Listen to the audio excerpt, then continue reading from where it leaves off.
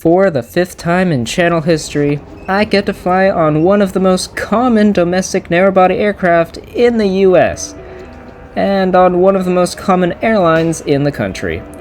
It's time to see if United can keep its spot as my personal favorite of the big three carriers, and there's only one way to find out.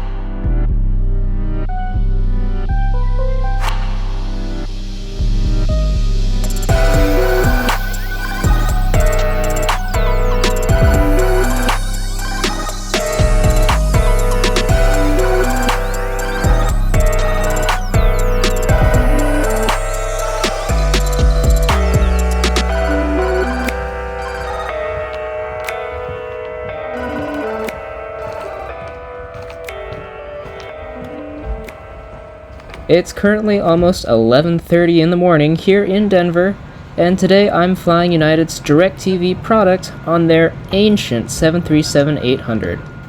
Today's aircraft with registration N76529 is taking me down to Vancouver, British Columbia, and doing it with me stuck near the back of their standard economy product. Please take a look even if you're frequent flyer, as each aircraft type is different. If you're unable or prefer not to sit next row, please press flight 10 now and we'll be more than happy to find a seat. My seat today comes with a basic 31 inches of pitch, 17 inches of width, and an incredibly outdated and small IFE screen, of which I no longer even bother trying to use.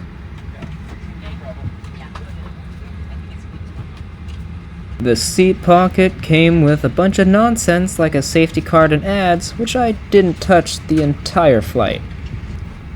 The seat comes with 2 inches of recline and an adjustable headrest, which I don't know why, but I recorded myself using.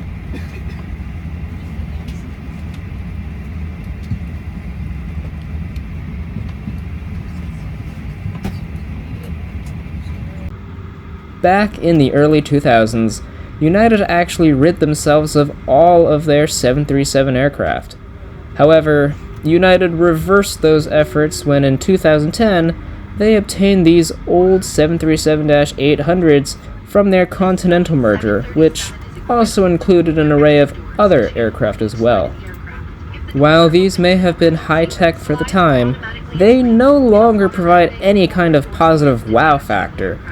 But that isn't to say you won't be saying wow to the fact that this cabin is still flying in 2025. One is located in a ceiling compartment in the forward cabin, one is in an overhead bin in the forward cabin, and 2 are in ceiling compartments aft of the overwing exits. Fortunately, United continues to make improvements to their product, which is doing them very well. If you want to join the party and make improvements to your trips and vacations, be sure to like and subscribe to get more awesome and informative content on airlines across the globe. Move the seat, as this can damage the device and its battery.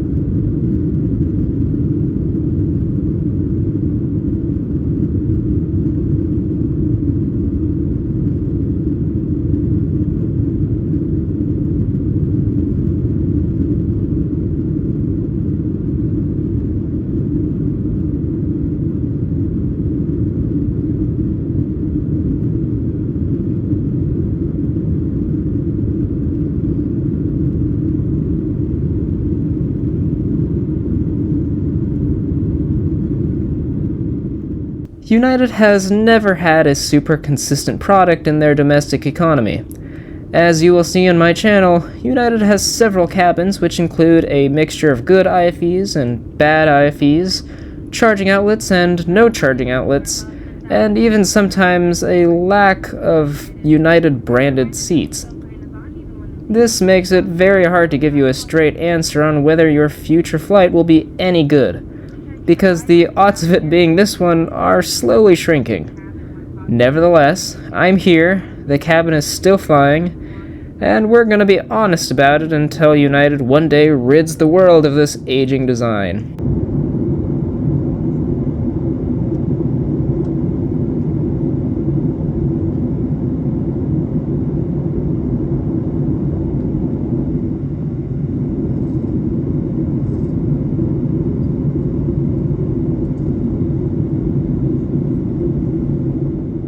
I'll be honest, United does offer a selection of complimentary beverages including coffee, tea, water, and Coca-Cola products, as well as some free snacks of which can vary flight to flight. In a crazy turn of events, of which it took several months for me to realize, I failed to record my drink and snack on today's flight.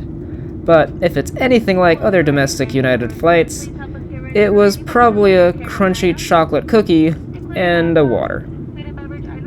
United now offers the likes of stroopwafels and other small items, as well as snack boxes which are available for sale on certain flights.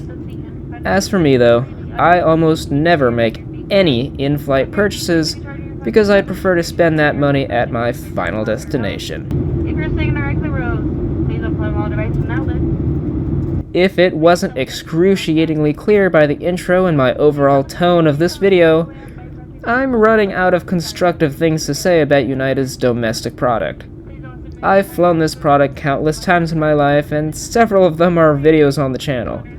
I'm always looking for new experiences to film, and if you have any suggestions, I'd love to hear them in the comments. And if you are just a big fan of United, worry not, because I've got plenty more United content on the way as well.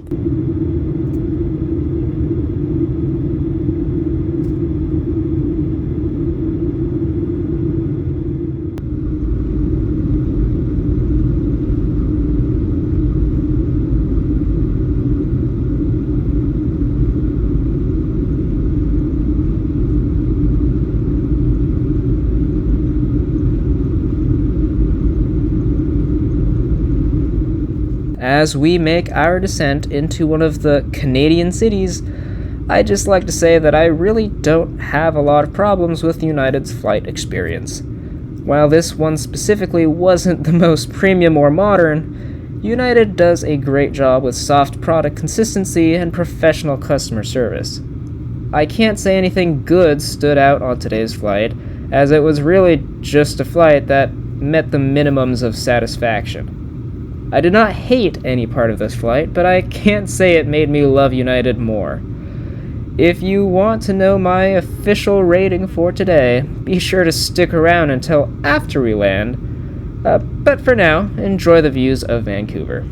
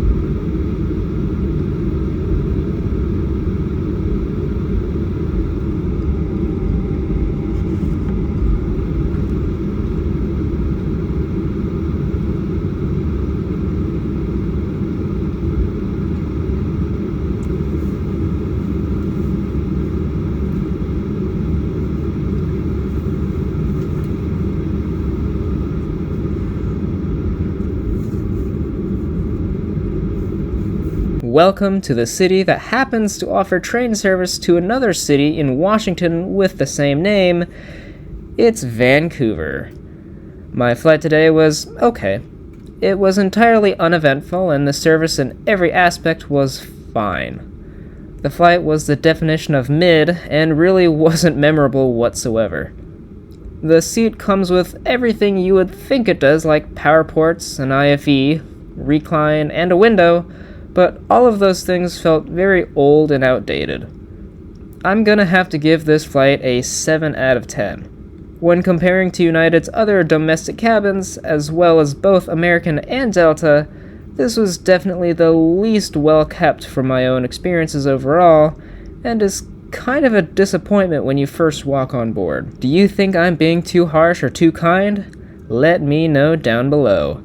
I love to hear what you all have to say, and I do like to consider other perspectives when making this kind of content. Otherwise, I'm out of things to say, so be sure to like and subscribe, and join me next time when I fly Legion Airways for the first time on their Airbus A320. Until then, thanks for watching.